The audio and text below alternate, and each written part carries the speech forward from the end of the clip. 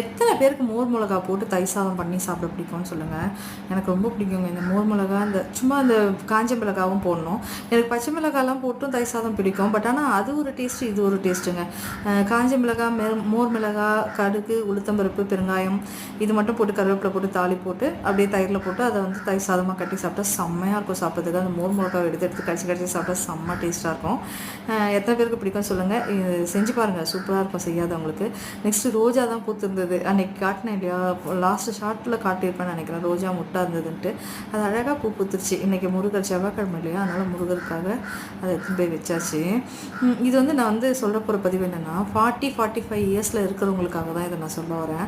40 years ஆயிடுச்சு, நமக்கு இதுக்கு மேலே என்ன இருக்குது, 45 இயர்ஸ் ஆயிடுச்சு, இதுக்கு மேலே நமக்கு என்ன இருக்குது அப்படின்னு எல்லாருமே வந்து ஹோப்பை விட்டுடுறோம். நம்ம 40 இயர்ஸ் வாழ்ந்துருக்கோம்ல, அதில் இருக்கிற எக்ஸ்பீரியன்ஸை எடுத்து அடுத்து நம்ம வந்து புதுசாக பிறந்த மாதிரி வாழறது தான் பெட்டர். அந்த எக்ஸ்பீரியன்ஸை வச்சு இன்னும் நம்ம எத்தனை வருஷம் இருக்க போகிறோம், அடுத்து ஒரு 20 வருஷம் இருப்போமோ, 30 வருஷமாக இருப்போமோ, அதில் வந்து நம்ம சந்தோஷமாக அதில் எப்படி நம்ம அந்த எக்ஸ்பீரியன்ஸை வச்சு வாழணுன்றத வாழ்ந்து பாருங்கள். எந்த வகையிலையும் ஹோப்பை விட்டுறாதீங்க. நம்ம புதுசாக பிறந்தா மாதிரி தான் 40 இயர்ஸ். ஏன்னா எக்ஸாம்பிள் நானே சொல்கிறேன், 40 இயர்ஸ் நான் எதுவும் பண்ணலை. 40 இயர்ஸ்க்கு அப்புறம் தான் யூடியூப்